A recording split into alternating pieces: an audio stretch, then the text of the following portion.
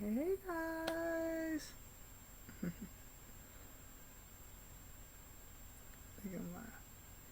Hey guys. So first of all, hey, happy October. We're really into like my favorite season of the year. Like it's autumn. Hence my daughter's name is Autumn. And it's a whole bunch of other things, right? And so I just want to come first of all and say, hey, welcome to the first of the new month, last quarter of the year. So many amazing things that are coming up and that are popping up, right? So I just want to drop in real quick and say hey to you guys. Um, oh Jesus, I just had a brain fart. I've been in this amazing training, so I just like a whole bunch of stuff I'm trying to dump and purge. But I just wanted to come and say hey. If you are watching it live, please say hey, give me comments, hearts, everything, because on the computer we all know how this goes, right? And engage and ask questions. If you're watching a replay, put hashtag replay. If the information resonates with you, then please hit that share button, right? For those who may or may not know me, my name is Sequoia Ashe Taylor. I'm the CEO and founder of Ashe Wellness. And what I do is that I help stressed out women who are attempting to find balance, establish and maintain healing habits so that they can be healthy and happy. How we do that is by distressing the mess via testing and not guessing, right? And so, a lot with that being said, and like we're coming into this whole thing. This month is actual health literacy month, and I'm going to get into why that is important very shortly. And it's kind of funny that this happened today. And I'm like, wait, what? Like, universe, is this what you telling us? Like, I'm on the right path with it this month. But yeah, so happy Health Literacy Month, right? And there are many other awarenesses for this month. Your cancer, your dyslexia, hey, those type of things, right? So again, drop in and say hey, and share this information if need be, right? And so the title of this video is called like be your own health advocate, right? And one of the ways that you can be your own health advocate is by having education, right? Being literate about health things and health topics, and they're not just going with the grain of what everyone is saying. And that is one of my main philosophies of why we test and not guess, right? When everybody is saying you should be vegan, when everybody's saying that you should be vegetarian, when everybody's saying try keto, when everybody's saying be paleo, when everybody's saying do this, and when everybody's saying do that, over all of these different type of diets and lifestyles, or you should do this exercise versus that exercise, or you should do, when everybody's telling you all this information, being literate about and educated about things that are going to be beneficial to you as a person, right? And we take the guesswork out of that at Asha Wellness because we test and not guess. We show you. That's like our little catch thing. Like we're gonna show you. We make our services are customized and individualized to show you. That's what we do, right? And that's one of the things that makes us different and unique, and how I get to be the health detective and the geeky nerd and sciencey techie, right? But to bring all that home real quick is that you have to be educated and literate on certain things. And this is a deep dive conversation that we can like probably do a whole like town hall meeting about, because there's so many things that people don't know about their health and wellness in general, right? We have come from this age. We went through phases throughout our history and cultures, and where we did more herbals and self care and all this kind of things. And then we started listening to, when they start saying Eastern versus Western medicine, and having doctors tell us different things, and the doctors educated. But being in the healthcare field, there are certain things that I have learned. And so the disclaimer is there's two disclaimers to this video. One, I'm not disclaiming or knocking any doctor or physician in that whole field. Was in healthcare for like 10 plus years. Was a surgical technician. Went to nursing school. Have been in this health arena and learning different certifications, different licensures, and all this kind of stuff for years. So when I say this, I'm not saying this to knock anything. So that's the first disclaimer. Second disclaimer, well, I'm going to talk about, like I always tell people, like don't come for me even if I send for you. Falls into play right now, right? Because I'm going to talk about the decision that I made about for my child and how I feel like having to be an advocate for myself. So that's the second disclaimer. I don't need someone to come on here and tell me, this is not the video to come and say, hey, well, you should make the decision, or you should do this because of that, or you need to go, like, decision already made, education, all that good jazz. Like, so this is one of those moments. The second disclaimer is like, don't come for me even if I send for you, right? Okay, so that's just my like sidebar, not business, like a mom type of situation, right? So being your own health advocate. And when I say this, this goes beyond of saying, hey, teaching people about, like, some people, like, I have clients who don't know that they can take care of like a diabetes or high blood pressure or cholesterol by their diet, by their exercise, by their stress management. They think that the doctor tells them they have to be on medication, and they feel like they always have to be on medication. That is not true for everybody, right? But that's a whole nother conversation about health literacy, being literate about your health issues that are for you, right?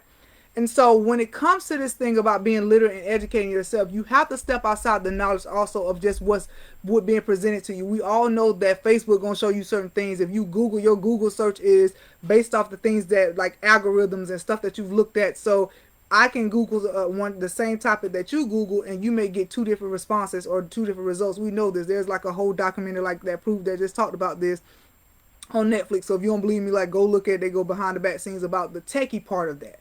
And so the knowledge that is being spewed to us is, some of it's fact, some of it's being skewed, some of us have a high agenda, but the whole point is educating yourself. And that's why this month the whole point was health literacy, and we're going to be educating and doing different things on that. And so for my kids though, there are certain things and certain decisions that we made that over time I had to be educated on, and so there are certain things that I learned to do. And I had conversations with like, so kudos, and this is the early kudos for my kids' dad, Ed. Today, like, if you saw I put pictures and you were like, where's Arya? Autumn was in the picture. You at this like virtual conference. Because we had a virtual conference, their dad took Arya to her actual doctor's appointment for her physical. Sidebar. Why is it that these kids are actually in, like, at home, but y'all still requiring that we have to have a physical to be at the school? Like, I know that's technicality. Nobody really has no control over that. That's what they require, but that's kind of crazy. If they're at the house and there's nothing like for them to be enrolled, we still have to submit a physical and shot record. Like, okay, so with that was just kind of crazy to me, and it ties into this a little bit with the whole agenda. But for me, the concept of my children's health was important. When I had Autumn is almost 11 years old, and so there are certain things that 11 years ago that I didn't know. I worked in labor and delivery. I we're around neonatologists and learn from them, some amazing people, pediatricians that would come to and learn from them.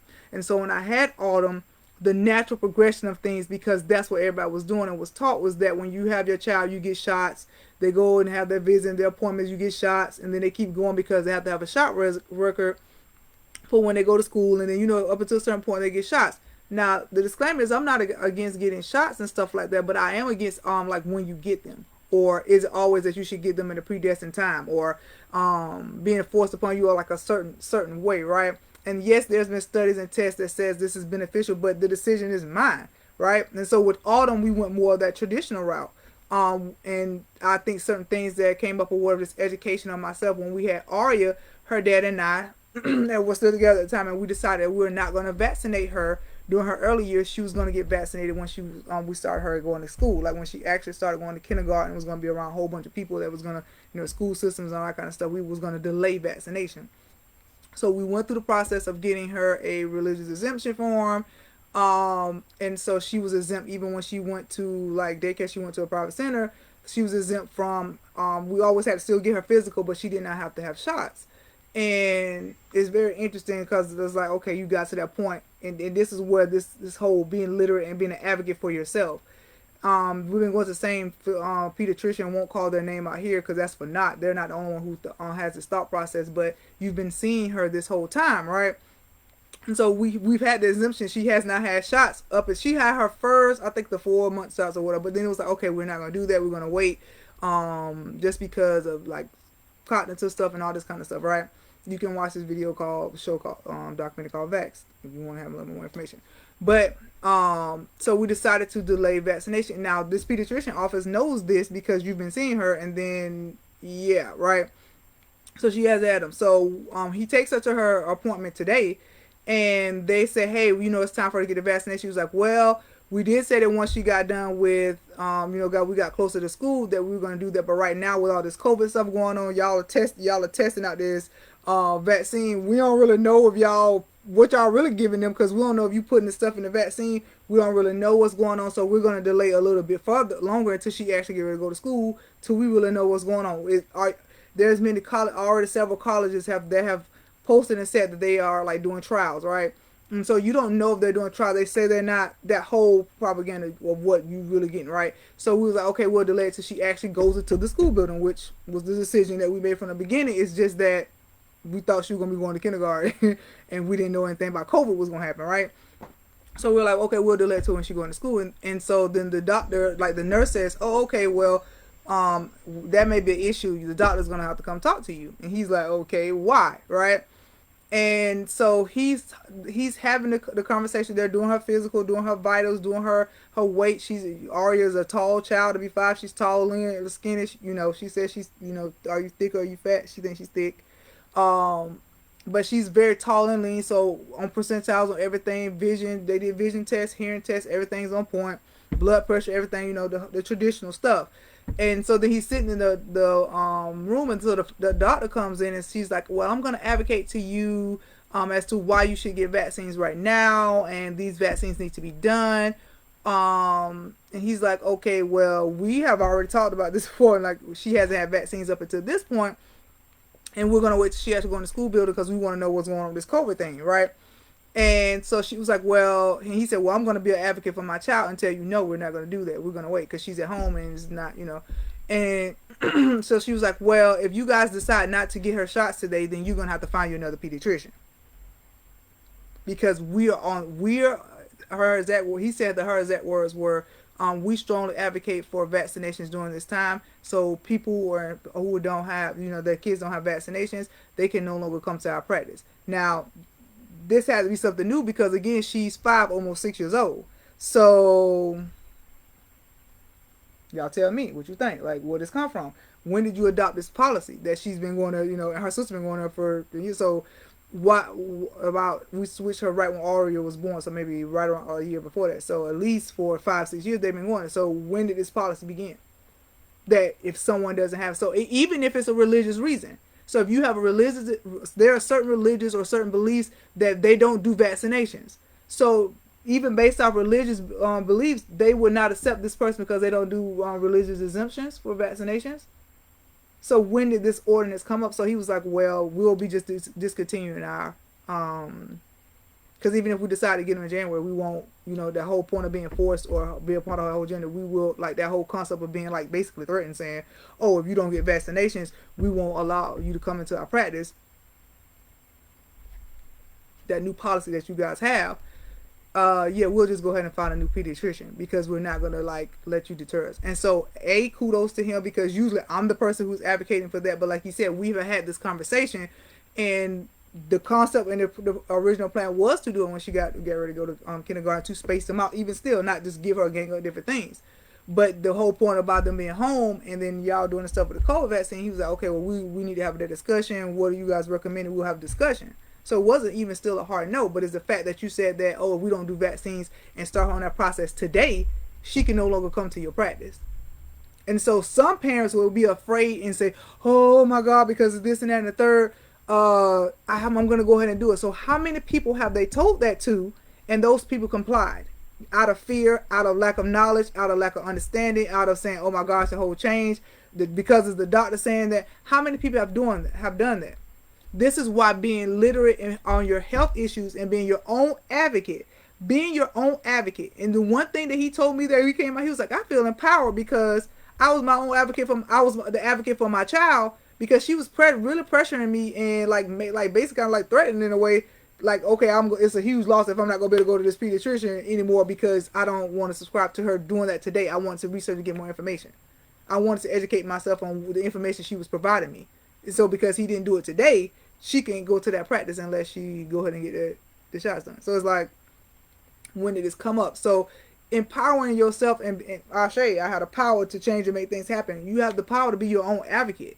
You have the power to change those type of things. And that comes from helping being literate, educating yourself on certain health things. Like no shots over here. Like the same thing, like people, like I had that issue when I was pregnant with Aria. Like I guess Aria, that's where that line that's coming up. My baby said she getting it. When I was pregnant with her at the hospital, they were forcing us to get the flu shot. Now the first year they told us that we can have a religious exemption. The second year they required us that we had to. You couldn't do it for religious exemption. we were required to get a flu shot. And I said, oh, I'm pregnant. I'll just wear a mask for the latter part of my pregnancy because I had in January. You're doing this the fall, this time of year. The 2 or 3 days I come in here, I'll wear a mask the whole shift. I'm a surgical tech. I'm in the OR anyway, so I'll wear a mask the whole shift. I was told no, my job was put at jeopardy if I did not get a flu shot. Oh, we can give you one without this, the preservatives and stuff. So where are those fine lines? As they say, if you don't stand for something, you'll fall for anything. Me being educated about certain stuff, I did not want to take that shot while I was pregnant. So it went escalated all the way up. So at a certain point, you have to decide to say, I'm going to be my own advocate. Yes, there are certain things that I will never know. I didn't go to medical school, right? Yeah. But there are certain things that I can educate myself and be an advocate. The reason why I started, one of the main reasons as far as my children go, is me using essential oils and getting into natural things is because my now 11-year-old was 5 years old taking adult doses of Miralax.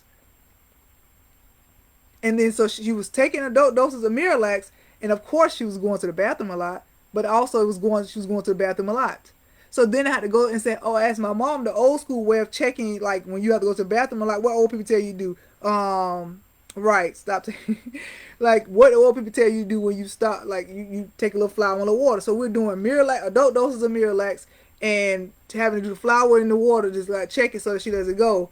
And then the reason why she was doing it is because she has a digestive issue that she talks about, and that's part of her story as to why she wants to do what she wants to do. But she can't process what she's not supposed to. She can't digest and break up processed meats. So that's why we don't really do a lot of pork. That changed our whole trajectory and education about that. But they told me to give her adult doses of Miralax. If you look at what's in Miralax, it's formaldehyde in there. What did they use formaldehyde for? Look at some of the chemicals that are on the back of the box that they tell you to do. Right? So I had to be the advocate for my child and say no. Then I was introduced to an option that was natural, which was at that time was essential oils that allowed her to be able to say, hey, when I do have, then we had to make lifestyle changes. She had to stop eating certain foods. We as a family had to stop eating certain things. We had to stop doing certain things. But then on top of that, if she did have something where she accidentally ate something that was mixed, or she didn't know that was going to be a trigger, she had essential oils to be her own advocate. Say, okay, I know what to do with this. I can rub it on my stomach. You don't have to call my mom. She became her own advocate.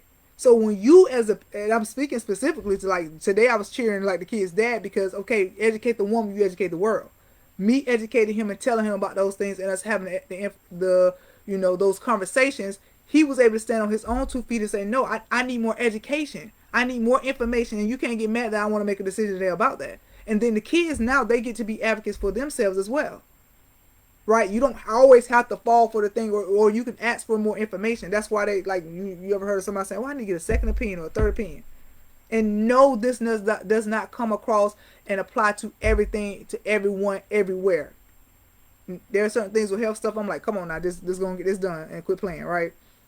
But being your own advocate, knowing when, where, why, and how, right? To say, like, who has the gall to be able to say that? But we just go on with the grain. We're not educating ourselves. That's what's popular. That's what people are doing. And until you know better, when you know better, you have to do better, or you suffer the consequences of that. You keep being that same system, that same world. Like, how many times you gonna keep doing this type of stuff and you don't educate yourself on it? Like, my parents are like different stuff. They're like, like stuff about health. And I'm like, I've been telling you guys that you can't do that. Or like, I've done the lab work. I've done the DNA test. You guys gave me like predisposition to high cholesterol and diabetes. And I know these things flow on my family, on both sides of my family. Then I have to be the advocate for myself for health to make those changes. I don't have to wait till somebody else tells me that. Becoming your own advocate, especially when it comes to your health, and especially for your family, your children, their legacy, the lineage, teaching them about being the advocate for themselves too, educating them so they can make a actual informed. When you give informed consent, are you really informed? When the doctor writes you a prescription and you're like, I don't know what this is for, the doctor says take this 2 times and I may have these side effects and the side effects are worse than the original medicine, are you really giving informed consent? Are you really informed? Are you really educated about what is going on with you?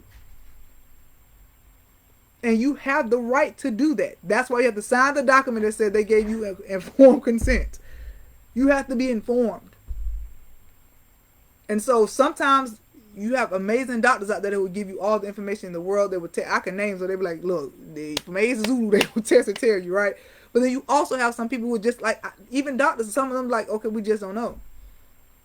So you sometimes you have to take that into your own hands, or getting information from this place, or getting it from there, to say that I have to be my own advocate. I have to get this information because I don't just want to rely on that. I'm not informed. I'm not educated about what I need to. I'm not literate in this subject. You have diabetes, so you got to stick yourself 3 or 4 times a day and check this. Do I have to, or can I do this? You have high cholesterol. You have this. Your hormones out of whack. This, and this, and this. Your lab work can't. Do I have to, or do I have options? And that's the one thing that I think that people don't realize, that when you like become more literate or educating yourself, and I keep saying literate because you self-literacy, right? But when you educate yourself and become your own advocate, one of the things that what's the most empowering thing is that you know you have options. Even if the solution is one side, is only one thing, you have the option to get more information. You have the option to go get a second opinion. You have the option of doing this. Now, what the consequence, what happens when you do those things, that's not anybody else's business but yours. But you still have to you still have the option. That's what the whole point of being your own advocate is. Hey, I don't understand. Sometimes being your own advocate is asking questions. That's not challenging someone if you ask the question. Hey, you put me on this medication. I don't really understand why and what this is for. Okay, well, I'm not going to take this immediately. I'm going to go, I don't even want you to put this in my chart. Because what a lot of people don't realize is that a lot of times when those doctors are writing those scripts, if me coming from an insurance background, I could bring insurance agents on here to prove this. When they pull your medical records and you get fill out the form and they find, have you ever had cancer? Do you have HIV? Do you have these things? And they pull your file in MIB. When your doctors write prescriptions for you, those goes on your files. And so when comes time for your insurance, like life insurance and stuff like that, your premiums are higher for that. You get graded based off your health. That's why you have to go get blood work, right? When you get to a certain dollar amount, you have to go get blood work. That's not just a formality. That's because they need to know, okay, are you A, B, C, D, F? What grade are you, so that we can charge the premium based off that. So some of you guys, your doctors wrote you prescriptions and you never took it, but it's on your thing, so you getting graded off of that.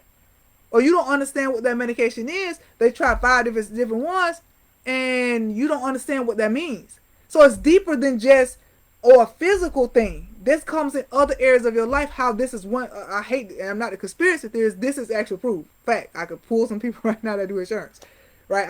I mean, I'm a licensed health insurance agent. Like, that was one of the reasons why I did it, because I know for a fact this is actually happened to my parent, and she didn't have no clue I was on. I'm like, don't take that medication. If you take it, they say, get that prescription, they putting that stuff on your record. And so you're taking that type of stuff and you're like, okay, I don't understand. I don't even know what. And or you go and they pull it and you're like, oh, you're on this medicine? I'm like, especially people like our older people in the population of this Medicare. They have lists of medicine. When you putting in the medicine for them to see which best plan is going to fall in the donut hole, as they call that, when they have to pay versus getting assistance to help them pay for their medication, they fall in that donut hole a lot because they have 20. I've seen people with 22, 27, 30 different prescriptions listed. And I'm like, Miss Jones, Miss Smith, are you taking all these things? Well, no, baby, I don't know what that is, or I don't know what this is, I don't know what this is. I don't have a clue. Who is the advocate for them? So just because it can be done, some people do it just because it can be done. Or that was from 2 years ago, or that was from 4 years ago. Or I went to the emergency room, they gave me something. I went to my primary care doctor, they gave me something. So now these things are listed. And they can have a bag full of medicines they never take. So who's being the advocate? Where does this cycle? Like I said, this could be a whole town hall meeting. Being your own advocate about certain stuff. Just being informed. Just being lit. Like, hey, why are you giving me this? Why are we doing this? Like, it's cool that you can. It's me. Because if you come, like, if it's me and you ask me about information, or you ask me about some food or something, you challenge me, because I'm not the doctor. and you believe with me or not believe me or not use a service or get a service, and you want to challenge me or you want to challenge someone else who has the information that all I'm doing is telling you to become your own advocate. You have the power to heal yourself in certain areas. You'll challenge me. Challenge everybody. What they say, try Jesus, don't try me. Challenge everything. Like, you have the right. That's the point. You have the right to be informed. You have the right to know what's going on with your body. You have the right to know why somebody's giving you something. You have the right to make the decision. Like I said, the consequences of those decisions, now, can't bank and guarantee on that now. But you have the right to get the information. You have the right to be educated about it. You have the right to know. And that gives you options. It gives you power. So, I don't know why this happened today on the first day of Health Literacy Month, but I guess the universe is going to propel us in the way that we need to go, and I want to come over here, and this was way longer than I intended to be on here, but I just want to come and tell you guys that be your own health advocate, and especially be your own women. I have some men on my page too, so y'all too, but mainly, women, y'all checking this. Be your own health advocate, not only for you, but for your family as well, because when you do it, you're going to teach your kids to do it. And so even me and my kid's dad, we're not together, but then he was able to be the advocate for himself. Because he knew better. He knew better to even call me while I was in this conference to say, hey, he said, hey, we're going to have to get a new pediatrician. That was his response to me. Not, do you need me to do this or what you think I should do? We already had these conversations. We already know because we're advocating about this different stuff. And when she did not give him the ability to get more information about what she wanted to give her, he was out. You gonna take my power away to get information? I'm out. You took away my power to have informed consent? I'm out. You are not the only one in this rodeo. I have the right, I have the power to get information that I need to get. And so it wasn't even that it was going to be a yes or a no. It's still going to be a no. I'll go ahead and tell you guys that end of that story. It would have been a no today. Right? But he wasn't even informed, and we asked for the information. It was like, okay, well, if you don't get these shots for her, you can no longer come to our practice. He was like, oh, okay, well, her and her sister will just transfer them to another pediatrician. Now, where this becomes interesting is that we know Artemis says she's the kid pediatrician. She's all into this type of stuff. So she's like, Mom, is that discrimination? Can they do that? Who can we call? Like, should we look up some laws and some rules? Like, she's all on it because she's upset. She's like, wait, for the simple fact that she wants to be a pediatrician, and she's going to go look it up. So I'm sure by the end of the weekend, I'll have some answers as to what the process can go in there, like if I really want to take that any further. But because I've allowed her to be her own advocate, she could question the fact, is that even right? And I mean, that's their practice, that's what they believe in, but that's obviously a new practice and rule because she's 6 and haven't had them. Almost 6 and haven't had them. So, right. So, I just want to come in here and, give you guys that story. Most of the time, I'm coming here like education, but this is like an empowerment live to be your own advocate. Even if being your own advocate, if it's something small as getting information. Hey, you got to do this. Okay, I need information about that. You have a pamphlet. Can I go get research? Do you have backings on that? Ask the question. You'll be surprised how many doctors each season, the pharmaceutical reps come to them and they say, hey, this is the drug we're giving for the flu this year. This is the antibiotic that we're using. This is the this and this and this. Even as a practitioner, I get approached by different supplement companies. Not even like MLM. That's why you guys don't see me doing that as much anymore. Like, I get approached by different companies. They send me, like, some of the products, the supplements I use now are because a supplement rep reached out to me with my certification. As a practitioner, that came with the territory. They reach out to me and say, oh, okay, well, our products isn't, they're selling you on why their product is better. We have access to have different supplement stores. So I could go in there and say, these are my favorites. And so this is what I'm going to share with my clients. And that's what happens most of the time. There's nothing wrong with that. That's actually what happens because you get to be knowledge and skilled on that. But if a patient challenges me on a client challenges me and say, hey, why would I take this? I need to know as to why. And so sometimes you have physicians who just when the reps come through there for different things, they just doing what was that season because they get a kickback for certain stuff. Like, don't believe me? Look it up. And so that's what happens in this healthcare world. Oh, this is a drug we pushing this season. So you have the right to get the information. Like if they can't give you the information about what they're giving you, you make that decision. Not saying don't take it or don't do this. That's not for me to do that. That's when we show you, you get, once I show you, you get to do what you want to do with you, right? So it's the same thing on that end. So I'm never gonna tell you not to go to your physician and get information, but you get to make the decision on what you're gonna do with that information that you receive or don't receive. All right. So good evening, you guys. Happy October. Happy fourth quarter. Happy Health Literacy Month. Happy all the awareness months that are out there because there's several this month. Just wanted to come and tell you guys that at the start of the month, like, be listening out. We're gonna have some different classes. We have been asked and asked and asked and listen. Charter to the game, like charter to these kids being at home. I'm having to be teacher, entrepreneur, like charter to all that stuff. Charter to the head, not the heart. Okay, about having different classes about different topics, right? So that you can get educated. So that's why I say I think it's kind of funny this come up. Educated about different things, right? So that you can have more, I guess they say like arrows in your quiver, right? So you more feathers in your hat. The more information you have, the more education on the things that you need.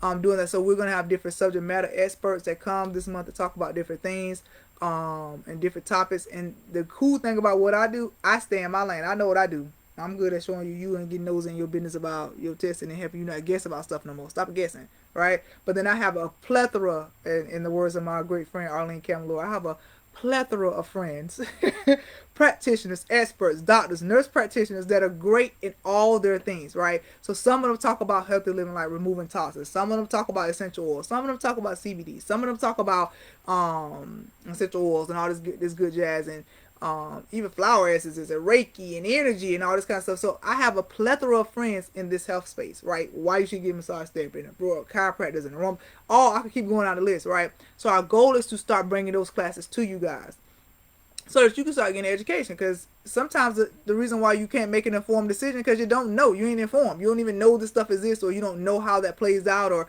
what's the latest on this, or what, right? So the main thing is, I'm gonna make sure I drop the link and plug it. You need to be in our community. You need to be in our, like, living a wellness life group. You know, our wellness tribers. You need to be a wellness triber to like get this information. There will be certain things that we'll post to advertise about it for that. This month is gonna be crazy. We have like challenges coming up. You guys heard me talk about the Give Me 10. Give yourself 10 minutes for the de-stress and stuff. Y'all know that's my jug, doing stress and sleep management. So we will be having different challenges. We'll be promoting more of our services. So if you know, like, hey, Sequoia, I want to stop guessing so much. Like, help me stop guessing. I need to get more information about those type of things. Definitely reach out for us and, schedule your consult so that we can figure out which service is going to be best for you. Because we have services that are one-on-one with me. We have services that are in a group. We have services that are like a one and done. So we all that kind of stuff going to be coming up. So challenges, services. I'm looking at my list so I can make sure. And then the information on webinars. But if you're not in that, like, living a wellness life group, you might miss out. They get first dibs. Those my tribers. I gotta go with them first. So they get the information first. So if you one of those people who like to be all in the know and be first, make sure you're in our wellness tribers group and you actually have like set the notifications and stuff so you can get it. So you can get the information, right? You want to make sure that you're well informed of what's going on over here in the Ashe world. So those are things that are coming up for Health Literacy Month. I'm super excited. This incident is kind of like make me super excited on top of this conference that I was going to, but this incident today about that, about being your own advocate, being informed, being literate about your health and wellness just made this all the more better and all the more sweeter, right? So I look forward to seeing you guys this month. I hope you guys are having an amazing time. This weather, I hope, is not tripping you guys up. So looking forward to seeing you guys soon. Remember, Ashe, I have the power to change and make things happen, and so do you. Talk to you guys soon. Bye-bye.